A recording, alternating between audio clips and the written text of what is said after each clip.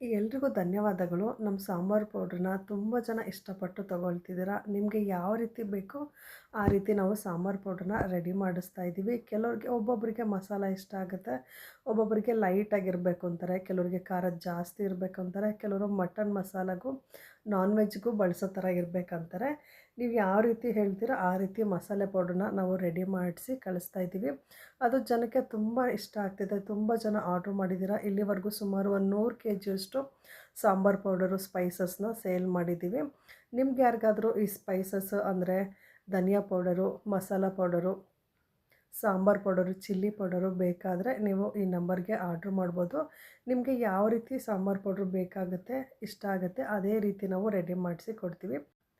ಬ್ಯಾಂಗ್ಳೂರಿಂದ ಒಬ್ಬರು 5 kg sambar powder ಬೇಕು ನಮಗೆ. ಸ್ವಲ್ಪ ಸ್ಪೈಸಿಯಾಗಿ ಖಾರವಾಗಿರಬೇಕು, ಒಂಚೂರು ಮಸಾಲೆ ಜಾಸ್ತಿ ಇರಬೇಕು, ಸಾಂಬಾರು ಮಾಡಿದಾಗ ತುಂಬ ರುಚಿಯಾಗಿ ಬರಬೇಕಂತ ಈ ಥರನೇ ಬೇಕಂತ ಕೇಳಿದರು. ನಾವು ಅದೇ ರೀತಿ ಸಾಂಬಾರು ಪೌಡ್ರನ್ನ ರೆಡಿ ಮಾಡಿಸಿ ಕಳಿಸಿದ್ದೀವಿ. ಇದು 5 kg ಪ್ಯಾಕು.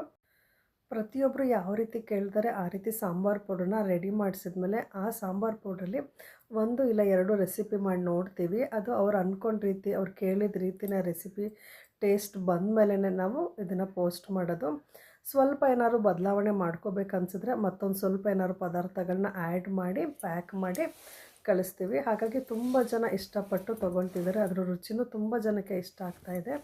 ನಿಮಗೇನಾದರೂ ಈ ಸ್ಪೈಸಸ್ಸು, ಸಾಂಬಾರು ಪೌಡ್ರು ಬೇಕಿದ್ದರೆ ಈ ನಂಬರ್ಗೆ ಆರ್ಡ್ರ್ ಮಾಡ್ಬೋದು.